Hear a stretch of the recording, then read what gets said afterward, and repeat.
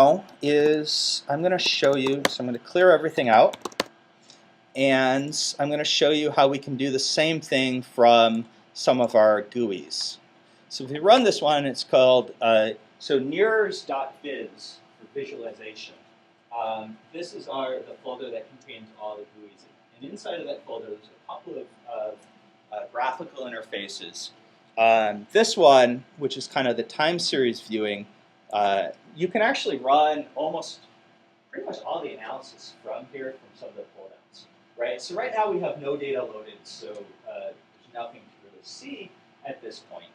But what we can do is we can go up here to File, and we can say Load NIRS Files, and it should bring up this load GUI. In a second, as soon as my computer decides to come to the party. Okay. And so it brings up this load GUI, and what I would do is I would change the directory. So this is a tree, you can expand it, and then you select the directory that has your NIRS data in it, and you say add data, and what it should do is it should go and it should load the data down here. As soon as it finishes, it's still thinking. It's still thinking, there it goes. I'm too impatient sometimes. Okay, so it loaded the data down here. You see that the file name that it loaded, it automatically populates the subject based on the folder structure. I'll show why it does that in a little bit. But it's had that folder had 20 files in it, you would have actually loaded 20 things here.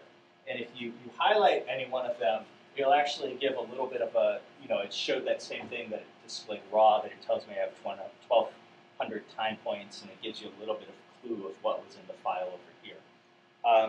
But then if you go and you say load to workspace down here, it's going to load this data into the workspace, saving it under the name raw. So you can change that if you don't like raw, but we're going to keep it as raw right now. And so you say that, it loaded to the workspace, and then we can go ahead and close it, and then I can find where my GUI went. There's my GUI. Okay, so now that I have data in the workspace, the NIRS viewer GUI is actually searching the workspace for any files that it knows how to display, and so now that there's this raw variable in there, you see that it gets displayed over here. I can switch between the two wavelengths right here. If I had multiple files and stuff, I can select which file I'm plotting over here. And just like the original Homer interfaces, if you click on these lines, they should change their visibility. You can right-click and say, show no channels to turn them all off, and then just turn one on, and so on. So you can click around just like you did with Homer to kind of look at one channel at a time and navigate through and so on. Okay. And we've got coffee in the back, so we're going to break in 1 second. But what I will show here, so if we go, as I said, you can do a lot of stuff from here. So we can load and load NIRS file, load saved analysis, save analysis. Refresh data basically goes back to the workspace and looks for any new files. So if you created something like outside of this, where you've created hemoglobin or something and you want it imported in, you could say refresh data, and it would go and it would bring that into the viewer here. This one, the stimulus design tool, we're going to hit when we come back. Actually, while they're setting up, I'll do it now. So stimulus design tool. So if you look at your stimulus events down here, they're sticks, right? The onset is, whatever, 10, 40, 70 seconds, but the duration is really, really short. And in reality, this was maybe, let's say, a 10-second type task. So to run our general linear models correctly, we need to have that duration. So if we say, again, data management stimulus design tool, it launches this guy. And what this allows us to do, we select the file that we're displaying here. It gives me a list of all the different conditions. If I highlight, there's only one condition in this file, but if I highlight it, it should populate this table telling me the onsets, the amplitude, and the duration of that task. So if I want to go, let's say, change the name. I don't like the generic stim channel 1, and I want to rename it tap, let's say, for finger tapping.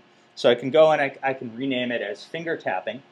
If I could go in here and I could edit the durations and something like that, so I could manually change the durations. If you right-click on it, you can go and you can say set duration all, and what that does is that we're going to set them all to be 10, so it looks like this. Okay. With this interface too, if you saw when you right-clicked on it, right-clicking on lets you set the duration. So click to select events would actually let you click down here in the window, and you can actually click on that point. It'll add an onset right there, right where I click. So if you have like it didn't record right and it's not finding the threshold, you can plot the auxiliaries down here. I'll show that in a second, and then click on them, get the events to pop up here. But set duration all, set amplitude all sets these fields for all of it, so you don't have to manually click it.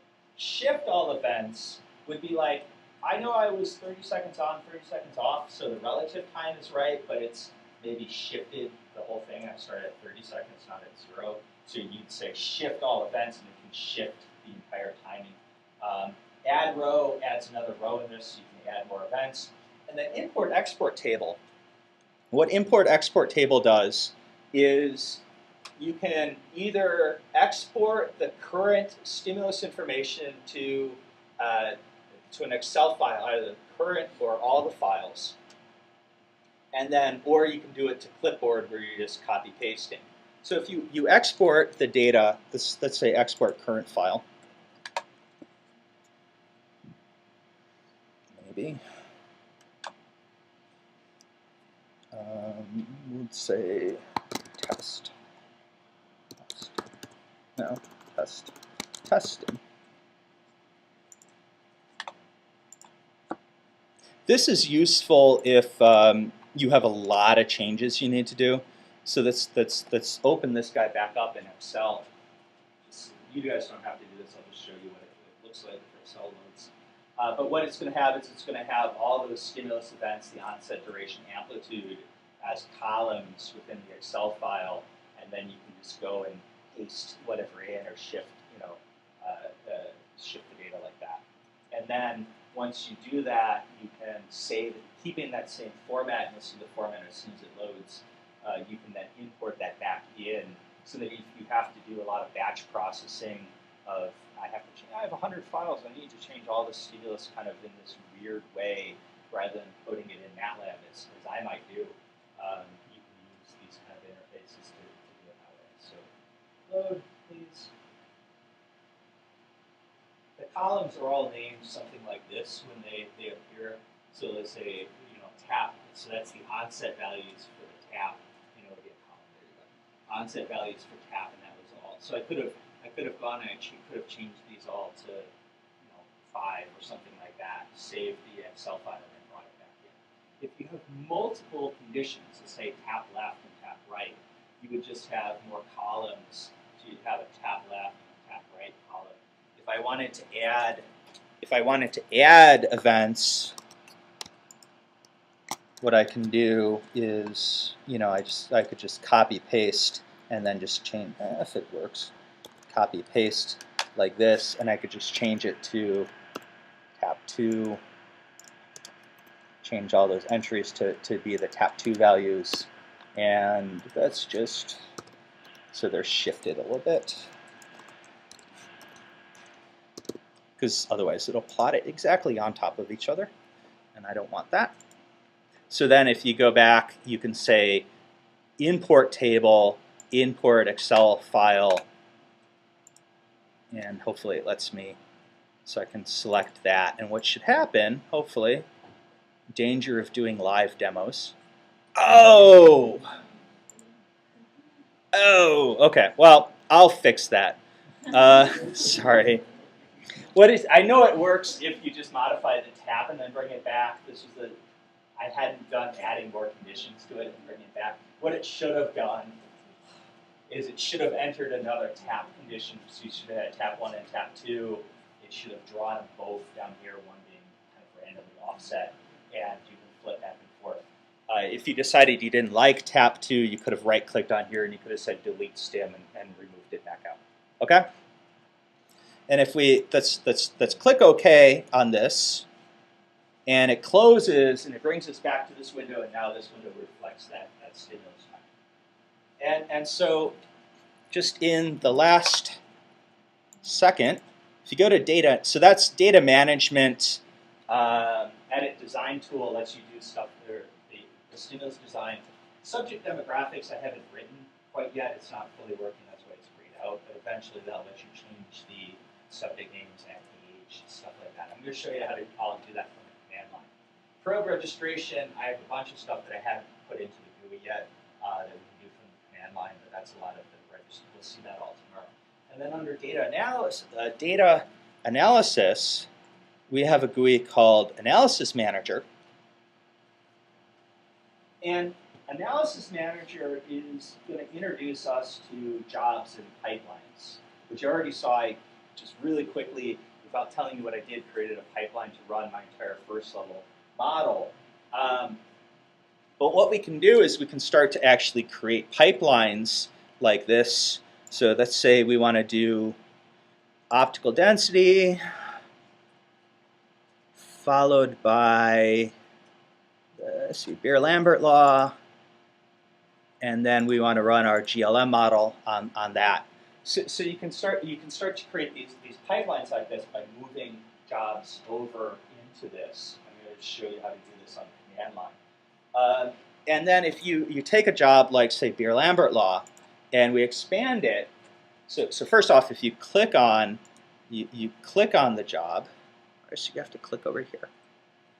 If you click on the job like this, it should tell you what that job does. So it gives you the help message, as if typing the help function for MATLAB. It plots it down here with what actually is going on in that job. You can go and jump right to the code or whatever. But if you click it over here and expand it, you can see that Beer-Lambert, for example, has one user editable field called the partial path length of DBF. If you click on that field, you can actually change that down here, for example, and so now so you can edit some of the fields of the jobs from here. You see GLM has a lot more functions, and we're going to see that in a second. But then if I went and hit run analysis, what it's going to do is it's going to just run this whole pipeline on my data. Okay, I'm not going to do that right now because I already did that for this data. But you can also, if you like, you can save and load pipelines this way. You can also run this command called export job to script, and let's call it analysis. It does not exist. Yes, I want to create it. That's why I said to save that. Sorry. I definitely fixed that. Sorry.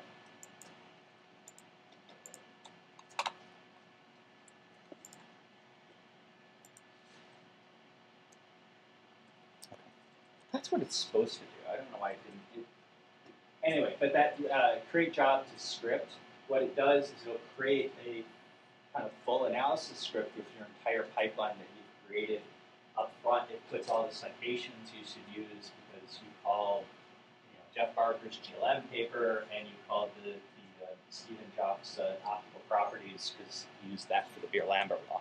So it tells you like, and I'll show how to get that from the jobs too, because that's stored in the jobs. But you get this step-by-step, what are you doing, where you can go and you can set all the different features of this. When you hit job, this is what you would end up running. Okay?